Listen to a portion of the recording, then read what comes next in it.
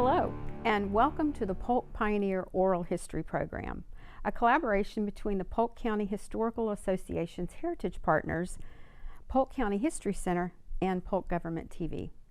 I'm Jennifer Bush, and I'm a board member of the Polk County Historical Association.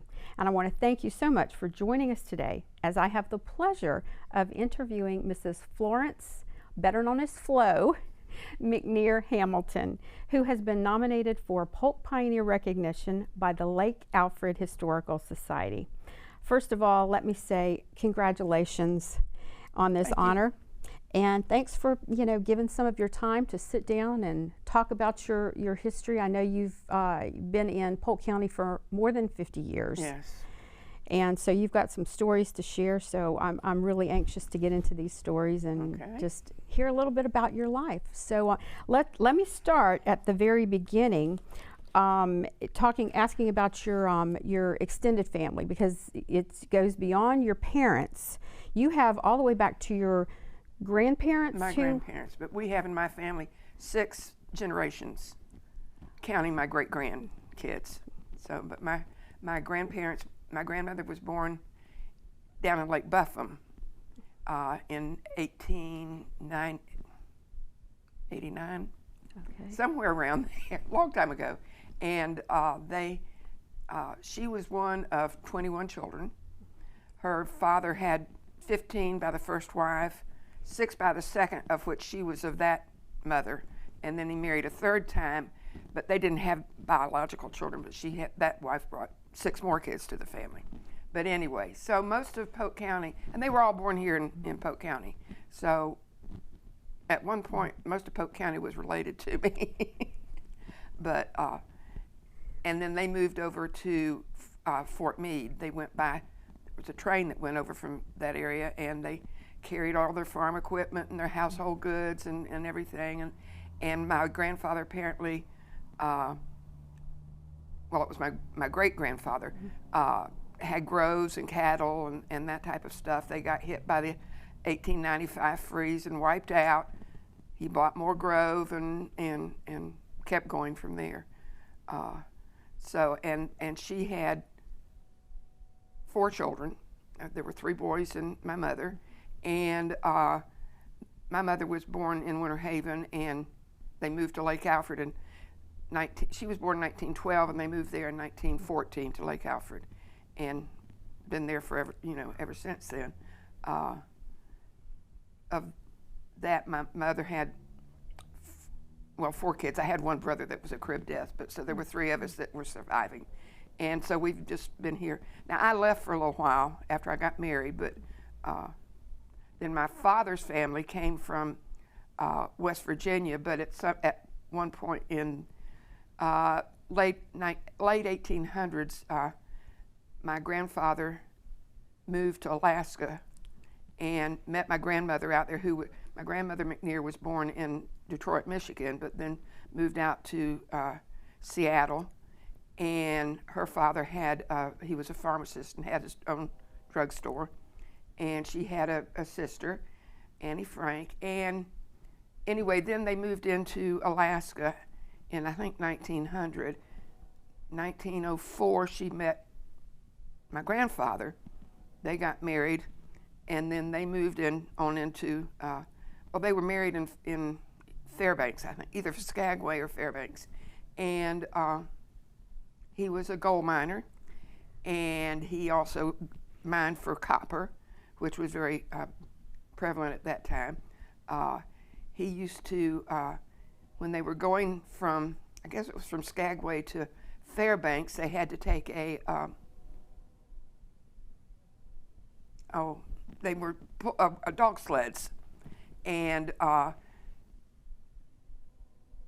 when they were going across, apparently it was getting late in the season and the ice was starting to melt, and they were having to go across glaciers and across frozen rivers and that type of stuff, and they were trying to get in there before the rivers melted, so that the dog sleds and the wagons could get across.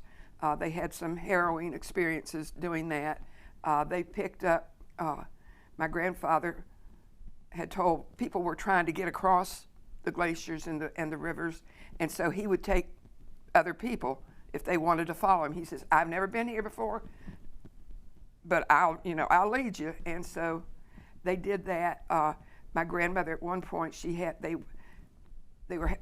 river was melting, and so there were blocks of ice and they were trying to get across, and so he ended up having to tie my grandmother to the sled and covered her up with, rugs and bear skins and all that kind of stuff. She had her little kitten Peaches that she carried across with her, and they made it across, obviously, but it was apparently quite a harrowing experience. And they had picked up these two young couples who said had run away from home. They'd just gotten married, and can they help them get across? So my grandfather said yes, and when they got into Fairbanks a few days later, somebody hey, did you see Maisie and Daisy? And they said, no. Well, we saw them in some honky-tonk, and apparently they weren't married with these young men, and we won't go where they were, but anyway. But there were things like that happened. This is like true. They were true pioneers.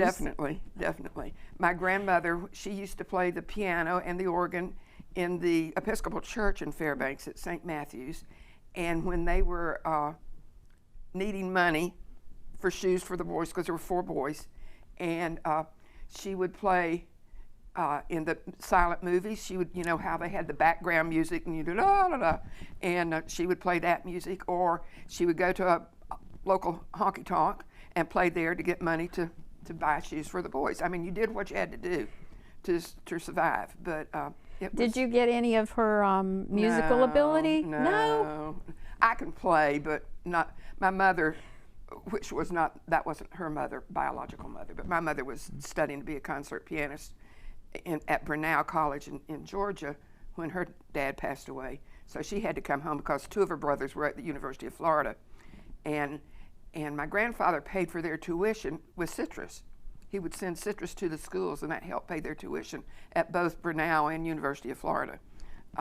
So I thought that was neat, because my mother's side of the family has been in it since 1890s, so we were in citrus for a long time. We have none left, greening and canker and everything.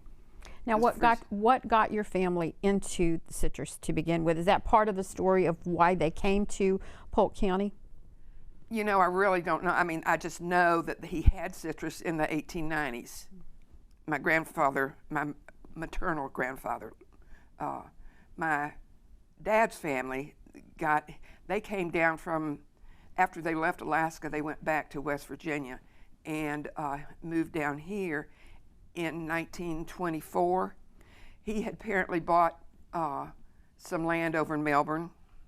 The underwater land is what they ended up getting. So they had when they got down here, there was no place to build. So he knew, my grandfather knew a Mr. Raniero in Lake Alfred, who was from Bristol, Tennessee, and friends of the family. So my grandfather got in touch with them, and they moved over to Lake Alfred where the Ranieros lived, and they lived in a tent for 2 years behind the house because there were no vacant homes in Lake Alfred at the time. Then I think in 25 or 26, they were able to purchase a home, and the house is still there. Anyway, but they got into citrus when they came down, just because land was cheap, and that's right. He also did lumber and different things. So there's a lot of history. Did I read? I think in your biography that it was it grapefruit? I read something about grapefruit grove. Well, we had grapefruit groves. Well, the house where I live now is the house I grew up in. My house was built in 1914, but it was surrounded by groves, and I think that probably what you're remembering is because we no longer have citrus trees even around the house, but that's what I miss, is not being able to go out and pick some fresh grapefruit or oranges or whatever and squeeze it fresh every morning. It just kills me not to be able to do that and to go and get, well, and if you're a citrus person, you know that even fresh fruit that you buy in the grocery store, it's been through a packing house. It's been, you know, they do that whole process. Well, it still changes the flavor of the fresh picked to me. There's nothing better than fresh picked. Yeah, and growing up in it with it all around your home, I mean, I can't imagine just walking out and pick it right off the tree. Yeah, that's what I really miss about not being in citrus anymore. But we were in it for many a year. So. Well, I wanted to ask you, let's see, a little bit about your, like I said, your grandparents were true pioneers. Your family, just getting here was really such a neat story. And you talked about your father and your mother. What were some of your, growing up, what were some of your childhood memories? You've got, tell me about your brothers. There's a younger brother and an older brother. You were in the middle, right? I'm middle child, Hunter McNeer is my older brother, and he's a past pioneer. He kind of took over the company, the citrus company, when my dad retired, and so he kind of ran McNeer Groves from then on. My younger brother was a flower child. He played, I mean, he worked in the groves, but he also, he had bands. He played the guitar and sang, and he played all over Polk County. That was his true love, was playing his guitar and singing. But he did do citrus also. But we, all good dancers, we all love to dance. My dad taught me to jitterbug when I was 5 years old, you know, and he had more rhythm in his little finger than all of us put together, but he was a great dancer. But my brothers and I, we all danced. There used to be a TV show over in Tampa, and that was kind of like a Dick Clark bandstand, and we'd go over there on Saturdays and dance on TV, you know, just like we were at the bandstand. It was, you know, we had a good time doing that. But my older brother Hunter had 2 kids. My younger brother had 4, all boys. So they're a bunch of McNeers all around. Lots of family roots that are kind definitely. that are spread out. Tell me again, you know, just talk a little bit more about your childhood. What did were there hard times? Do you remember hard times growing up as a kid? Well, you know, the parents didn't talk that much about financially how things were. I can remember, for those of you who've been around here a lot and know, citrus men on Wednesdays would go to the Elks Club and play gin or Proco or whatever. And I can remember my dad coming home with some pretty good earnings, but if he lost a lot of money, my mother would say, you know, whatever you lost, I get the same amount, you know. She had her ways of making it work out okay. But I don't remember. I had a good life. We owned the whole block where my house is. And when I was a kid, we had stables on one corner that we had. So we had horses that we were, you know, I'd ride horses all over town when I was a kid. There were no paved roads. It was all clay or dirt. And I learned to drive in an old pickup truck. And I'd drive it all over, you know, when I was about 9 years old, Daddy would let me take the truck out and I'd drive through the grove or around the, you know, the dirt roads. And so I kind of when my kids and grandkids came along, I had a Gator, John Deere Gator, 4-wheel thing. So when the kids were 5 or 6 years old, I'd teach them how to drive it, and they drive all over, not on the streets, but because of paved roads and traffic at that point. Where I lived when I was growing up, there was no traffic, no houses. You know, it was kind of country in Lake Alfred in those days. But I love to drive, and I like to drive fast. And I think I don't know if I put it in there or not, that when I was a teenager, we'd go out on the Polk City Road, and this was before I-4 was built, and where, if you know the area where the barn is, the antique place.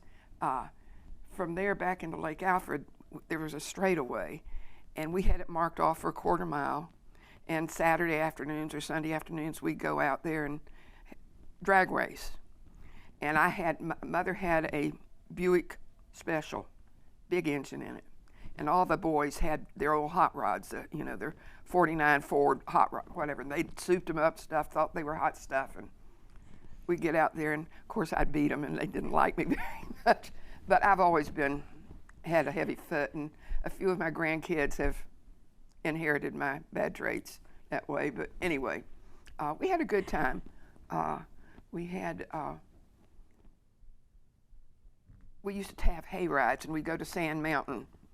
You know where Sand Mountain is? Yes, yes. That was a big thing back in the day when you do that. And actually the gardens they'd bring out skiers that would ski down Sand Mountain. Now, I've heard some stories about that, actually skiing down. Did you ever do that? No, they were usually the skiers from the gardens that did that. But no, I didn't do that. But, growing up on the Lake Alfred, we could all swim and ski almost. I started skiing probably when I was 5 or 6 years old. And we all did. And we'd go skiing at night. Yes, maybe shouldn't say that. But we would, we just had a good time. Small town, you got away with murder. It's like when my dad, side story, when my youngest daughter was in kindergarten, she came, I got a note from her teacher and wanted to talk to me. So I went up to school and they said, you need to talk to your father about the stories that he's telling your daughter. And they had a show and tell. And so Dad told my daughter that living in Alaska, at nighttime, it was so cold up there that they used chamber pots instead of going to the outhouse. And so he didn't want to go out in the middle of the night one time. So he proceeded to lift the window in his bedroom and go out the window. Well, it all blew back in on him. Well, he tells this to my daughter, and she tells it at show and tell. So the teacher said, you need to talk to your dad about what he tells your daughter at that age. No, that's priceless. Hey, and that's history. I mean, a lot of people don't even know a chamber pot. I mean, I know when you said chamber pot, I know what that meant. A lot of people don't understand what that's about. So, no, that's a priceless piece of history right there. Anyway, but we had a good time growing up. I was a swimmer. I did competition swimming starting in the fifth or sixth grade and did it all the way through high school. I was a backstroker, and then in college I did synchronized swimming. And but when I was doing competition swimming, Winter Haven had no pool, so we would go down to Lake Silver, and there were 2 docks about 25 yards apart, and so that's where we would swim our laps. And we'd start in January, and we'd start with just wearing regular bathing suits, and then we would add a sweatshirt, and then we'd add the sweatpants, and that was our weight training basically. Because we didn't have weight rooms and any of that stuff back in the 50s and 60s. And when we would go to practice our dives and our turns, we went to the Haven Hotel, and that's where you would practice your dives and practice your turns. And then we'd do our swim meets. We didn't have any in Winter Haven. We had to come here to Bartow or Davenport or towns that had community pools, and that's where we would have our meets. Wow. So, and if it was a big meet, we'd go over to St. Pete or Clearwater, someplace over there, typically. So, and I was a dancer. When I was very young, my dad told my mother that I was on the chubby side, and I couldn't sit in a chair without falling out of it. I was so clumsy. So Dad said, get Flo in some dance classes. And that's how I started dancing. And turned out I loved it and was fairly good. And I was in my last dance recital when I was 65 years old. I did tap and jazz. And then when we stopped that, I did ballroom dancing. And I did that for a few years until I'd taken several of my grandkids out to Utah to go skiing, and I blew my knee out, and that was the end of my dancing. I mean, I got an artificial knee and stuff, but the balance was gone. So I chair dance now. You said something about synchronized swimming. Yeah.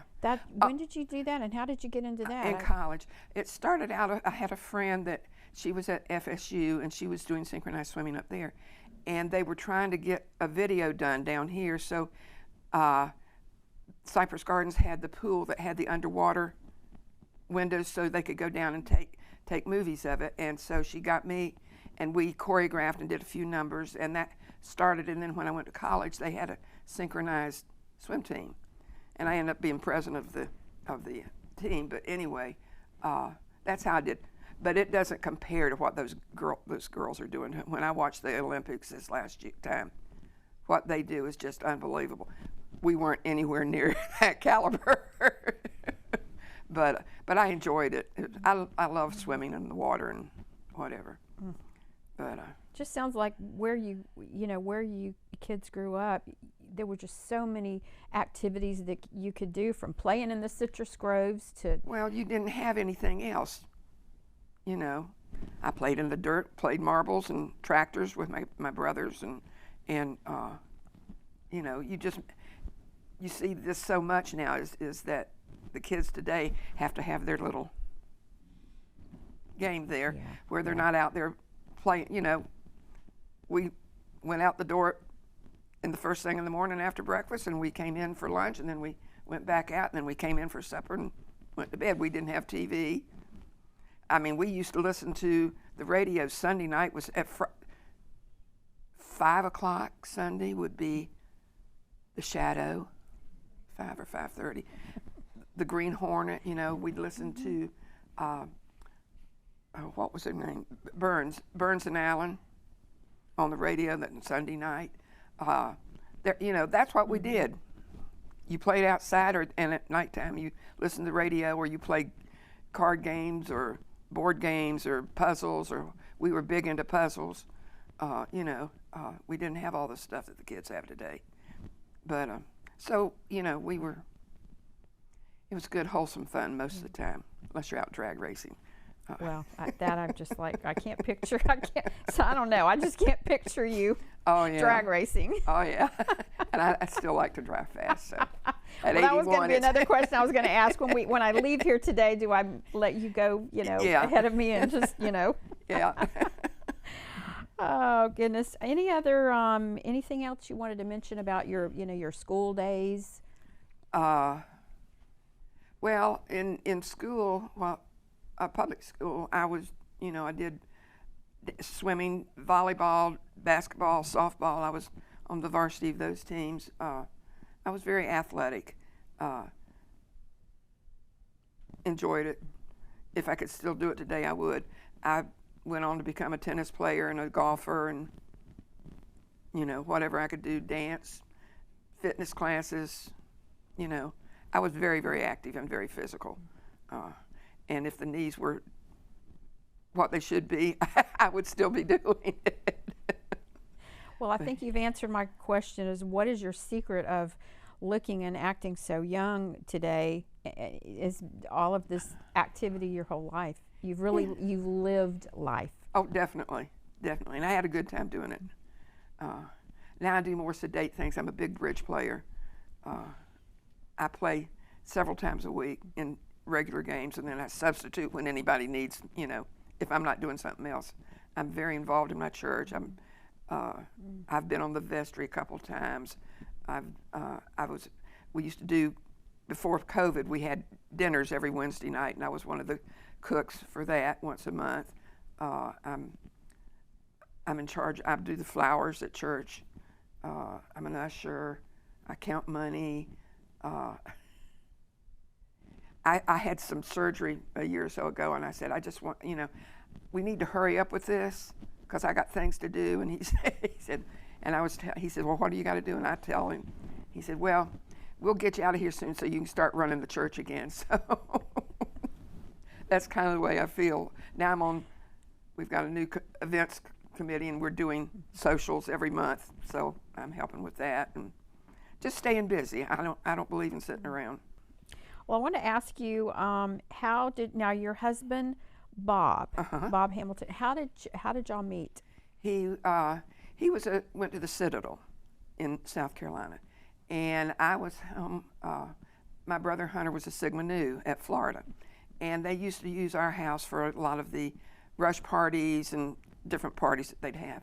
So, and because Citadel had no fraternities, all of his friends were Sigma Nu, so they kind of made him an honorary Sigma Nu.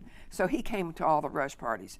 Well, I was home when one of these parties was going on, and we met each other, and we danced a little bit. We were out on our carport and driveway and stuff, and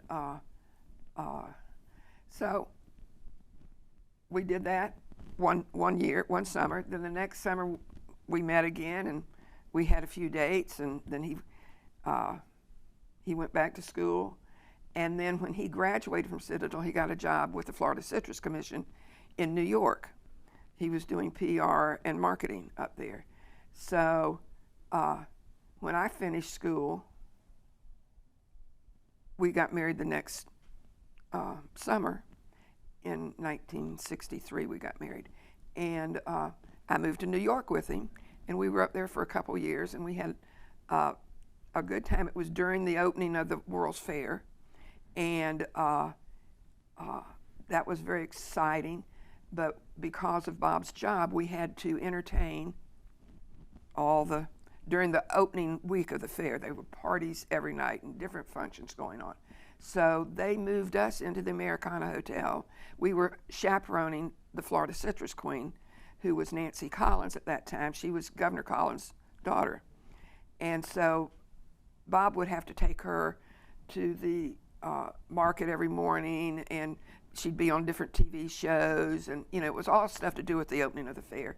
And so we were running around with, the governor and the commissioner of agriculture, and for somebody from Lake Alfred, this was woo, heady stuff. You had to learn how to hobnob. Yeah, definitely. But we were we would have a hospitality suite that we were hosts of, and so 5 o'clock everybody came in for that. Then we'd take them all out to dinner, and we'd go to the Copa or wherever, and I can remember Julie London and Johnny Mathis, and they were all at the different dinner clubs that we would go to, and that we're taking people to.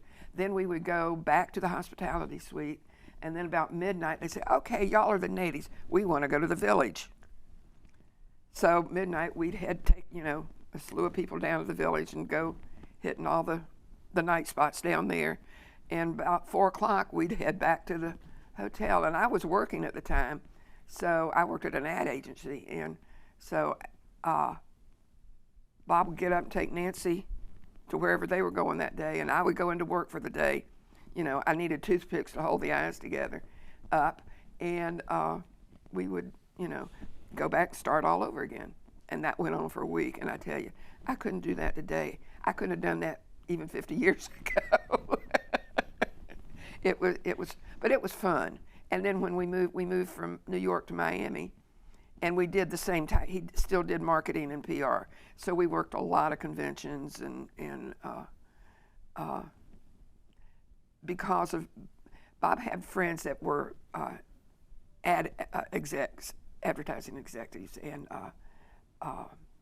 he would meet people that they were like Johnny Desmond and Johnny Carson and all these different people. And Bob would meet them because he'd go to the NBC where they were. Actually, we went there one time before, I was up there one weekend before we were married, and he took me to the NBC, and I got to go up in the control room. And I think it was the Jan Murray show. Anyway, I could sit up there and change. If they had two guests that were in the same color, you could sit there and dial things and change the color of their clothes. So it was neat, those kind of things. But Bob would, so-and-so would come down to Miami and want to go play golf. So they'd call Bob up because they knew we were down there, and he'd go play golf with all these TV stars, singers, Guy Lombardo, you know, all these different people, and he'd say, well, so-and-so called me up and wants to play golf. I said, you're going to play golf with, you know, bigwig and, you know, very famous person. And oh yeah, you know, and they go off and play golf and have a good time. Of course, he didn't take me, but I didn't get to meet them all, but he did. So, you know, it was an interesting life before we came back to Lake Alfred. And then what brought you guys back to Lake Alfred? Well, we had moved from New York to Miami to Maitland, Orlando area, and we were up there for over 20 years. And then Bob was in, at that point, produce sales again, and he was working down in Frostproof and living with his mom during the week so he could go to work down here, and I was staying in Maitland. And then my mom died, and my dad got, we went through 3 housekeepers after my mom died. Dad didn't know how to boil water, and so they didn't work out, and so we were in the process of moving in with him so that I could take care of him. Bob, we could live together again instead of this weekend marriage. And then my dad got sick, and he passed. And Bob was already working down here, and we had a home, my parents' home, that I bought out of the estate because it was left to the 3, my brothers and I. So I bought it out of the estate, and that's where I am. This big old house all by myself now. Me and my dog and my kitty cat. And Bob passed away in 2008. 2008. Mm-hmm. 2008. Yeah. But what exciting times you guys had together. Oh, we did. I mean, you saw things most people never have an opportunity to see. Well, it's like both of my brothers stayed here in Polk County. I'm the only one that took off and did things, and I don't regret it. I mean, it's nice to be back home again, but I had a good time in the meantime. Well, we're glad you're back home too. Thank I mean, you. otherwise you wouldn't be sitting here sharing your life stories, right? Right. How about now? You've got 3 children, right? Tell me about y'all's. I have. Tell me about your kids. Well, my oldest, Lori, passed away when she was 39. She had melanoma that passed, but she had 2 daughters, Mary Catherine and Elizabeth, and who are now 24 and 26, somewhere around there. They live in Atlanta area. Lori was a middle school counselor, and her husband is still up there, and he remarried. Then my son RJ, I call him Rob, but his friends call him RJ. He's got 2 kids, and his 2 kids gave me my first 4 great grandkids. So Kayla's got a 9-year-old and a 6-year-old, and Bubba's got a 4-year-old and a 10-month-old. So are they here? At Fort Pierce. So it's just 2 hours away. So I don't see them a whole lot because, particularly with Kayla and her kids, her daughter's now into dance, and Graham is into golf, and at 6 years of age, he's so cute, carrying his golf bag, and his he's cute. He's a cutie, and he's doing baseball, t-ball, whatever it is that they do at that age. Then Bubba has a 4-year-old, and his older one, Blakely, she's taken after her daddy. They're going to have their hands full. The baby we don't know yet. He's not, the personality hadn't come out yet. But anyway, they're down there. And then Deborah, my youngest, she lives in Huntsville, Alabama. She owns her own insurance company. She has 2 kids, Tex and Emma Grace, and we lost Tex November 1st. The program, he had 2 instructors with him. They were in a pool, and they were doing like when you're doing a life-saving course that you're the lifeguard, and you've got a victim who keeps trying to pull you down. Okay, yeah. That's what they were doing to him, and apparently the cause of death was drowning due to cardiac dysrhythmia. 24 years old. he just finished college. He was a football, had a full-ride football scholarship. He went to Eastern Kentucky. Anyway, he just recently passed away. His sister, Emma Grace, is our our diva. She is in New York, trying to get on Broadway. Wow. She's a dancer, singer, actress. She's done quite a few shows in Chicago. She graduated from college in Chicago, from the Chicago School of Performing Arts through the Roosevelt University. But she's doing quite well. I'm headed up to Chicago in a few weeks. They're doing a world premiere of a new show that she's in, and has a good part. So if this show makes it, then it goes to New York, because it's never been shown in New York yet.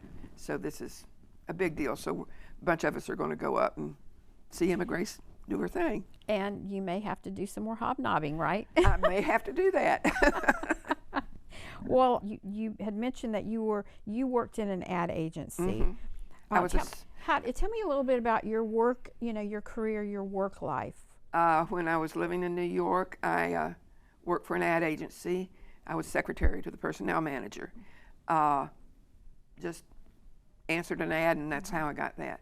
And it was fun in the sense that whenever there would be a new product coming out, they would take people out of the office and go in, and we get to review the commercial and critique it, and whatever we said, they would, may change it, or it was good, whatever. That was, fun. Got to my share of riding the subway, which was an interesting experience. You were glad to be back in Lake Alfred, weren't you? Yeah, I was ready to be out of that. Then we moved to Miami, and I was a housewife because we had our first baby down there, and played a lot of bridge. But I would work conventions with Bob when he ever, passing out orange juice and that kind of stuff. Then we moved to Maitland, and we were very involved. Number one, me with the schools, between what moms do, PTA and doing all the different programs and the different fundraisers and that kind of stuff. I was president of the Maitland Women's Club. I was on the board of directors for the Civic Center and the Chamber of Commerce, and Girl Scouts. I did scouting. I was a scout for 10 years, and then I was a leader for 10 years. Did a lot of camping, loved camping. Involved in politics up there. How about when you got back to Lake Alfred? When I came back to Lake Alfred, that was in '89, and I got on the board of the Ridge Art Association. I was on the board there for about 13 years. I was president for several of those years. So very involved in that. Got back into the church and got involved in all the things that go on in church, run the thing. Played a lot of bridge. I used to teach bridge. I'm on the board of the Lake Alfred Historical Society. Was secretary for many a year. I gave that up this last year. So I'm still involved in that. And we belong to the Florida Club, which is no longer in existence, but it was a social organization that made up of citrus people. You had to, it was like a Rotary Club. You had to, you had different, whether you were in packing or grower or, whatever. You may have been a loan officer, that loaned all the money to the growers and stuff. And it was a social club, but we had all of our functions during the week of the citrus exposition. I call it the Orange Festival because that's what it used to be. But when the citrus exposition stopped being in Winter Haven anymore, the Florida Club kind of disbanded. But it was always made up of, you knew everybody because they were all, but it was all over from Orange County to Lake County, all over Central Florida. You had members from it. So it was a lot of fun, and I did a lot of the parties there, the wives always took over everything, but you know, to put on the parties. But how'd you get involved with the Lake Alfred Historical Society? Well, it had been inactive for a while, and it started getting back up, and somebody just asked me if I would come be on the board. And there I still am. I've been on there for 10 or 15 years now. But I enjoy it just because Lake Alfred's a unique little town, and although we're growing with all the new building that's going on, but it's just, we got a lot of old history, a lot of history that I thought was really neat, and having grown up, having an old home, a lot of my relatives, were there in old homes, and we're doing a thing where we're having houses. The miniature houses. I wanted to ask you about that because you've got two of the McNeer homes that are. Well, tell me about that. My house, my grandmother McNeer, her house, my grandmother Lawless's house. We have my cousin Gordon McNeer, which as you're going out Lake Alfred on 557, there's a big white 3-story house on the left. That's my cousin's house. I mean, back in the day, most of the Lake Alfred was related to me, but we have, and all the houses, except my cousin Gordon's, I don't know about his house. Supposedly our houses are all haunted. I've never experienced it in my house, but my kids and everybody that stays there says it's haunted. Well, are you serious? But I'm not. What are they saying they see? Oh, they hear things, they see things. I was at the post office one day, and this lady came up to me, who was one of my former scout leaders, said, "So-and-so who has bought your grandmother's house would like to meet somebody in the family." And I thought, well, they just want to know the history and blah, blah. And I said, sure, I'll go down. What they wanted to know was whether the house was haunted. And I said, not that I know of. I was in that house just every afternoon after school, because it was right down the street from the school. And so she told me several incidences of what had happened. And so I said, well, let me call my daughter Deborah. She's my psychic child. And so I called Deborah. I said, Deborah, is Grammy Lawless's house haunted? And she said, well, of course it is. I said, what are you talking about? She said, ask cousin Kristen and Jason. Grammy would never let us go in this room or that room, I said, y'all are crazy. But this family had a lot of things happen. Then my grandmother McNeer's house, the couple that bought that house, they had a 9-year-old daughter who kept seeing this apparition down in the living room, just sweeping. Was very benign. There was nothing scary. She just swept all the time. I don't know.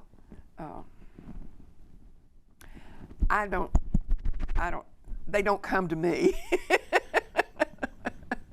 I'm not susceptible to the I think you are the first Polk Pioneer who talked about haunted houses, or at least who admitted it, or that's incredibly interesting. But the house that you were talking about, all these different family homes, they've been recreated. Yeah, they have in miniature form. Is that correct? Tell me, explain that. Yeah, and they're done to scale. And we've got my house, my grandmother, both my grandmother's homes, my cousin's home, Mackay Estates, the Adams Estate, which is, they're on Lake Alfred, where it's a venue place now. We've done Gundy Costello, who, I don't know if you know Gundy. She's 108 years old now. She's the Girl Scout leader.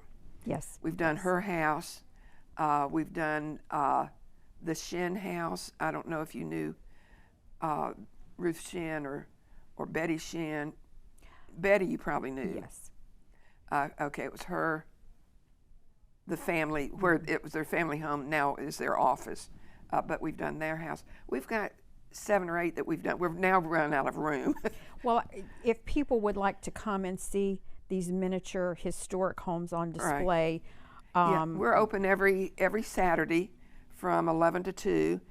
You can always call, and if you have some people coming to town, you want to go see them, call us up and we'll go open up for you and stuff like that. But and then also check the website. I know Lake Sure. Alfred Historical Society has a right, has a and great website. and we're in the process of updating it right now, getting a new program in there. Excellent. It's almost through. Yeah. But yeah, you can see it on that. But they're really neat. Just little homes in miniature. So yeah, everybody ought to come see that, if not for nothing else, but to see the miniature homes. And we're in the process of the Gardner House. We do have a miniature of that too, which Frank Gardner was one of the founding members of Lake Alfred. And he would, at the old train depot, he would meet them at the train station and bring them up to his real estate office. And he was a real entrepreneur. And then his home is right next to that. But we're in the process of bringing that up to code, so it can be open. We're going to use it for the city has bought both the buildings, and it's going to be a venue place. And it's a good old, it was built in the early 1900s, a good old southern plantation style. It's going to be really nice when we get through with it. We're having to put a new roof and update the plumbing and all that kind of stuff, but it's going to be nice when it's all finished. And we're going to use the old real estate office.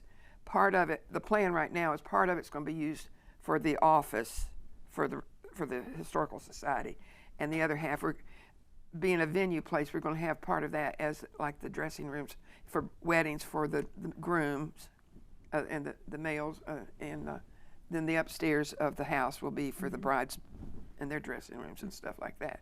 So it'll be fun and an interesting, real neat little place for venue for a wedding. So that's one of the things that we're in the process of doing right now. You'll have a lot of great stuff going on. Yeah, we're getting ready to have Heritage Day, and I think it's February. We may have moved it to March, but which is always good. And we do tours. We'll have tours to the Mackay Estate. We're going to take them to the Lake Alfred Cemetery, and the Gardner House will be the tours this year. Last year we get buses, and you could ride around town, and we'd have a little tour for the city, and we're in the process of doing. I'm the first one of getting. We're doing historic plaques of that we'll put on the houses of when the house was built, that type of stuff. And I'm the first one to get one. So, and my cousin's getting one, and but that's something we're working on to just designate some of the older homes. Well, thanks again for joining this session of the Polk Pioneer Oral History Program. And I hope you'll check out more of our Pioneer videos as we document these great life stories in order to preserve and promote the wonderful history of Polk County. Thanks again.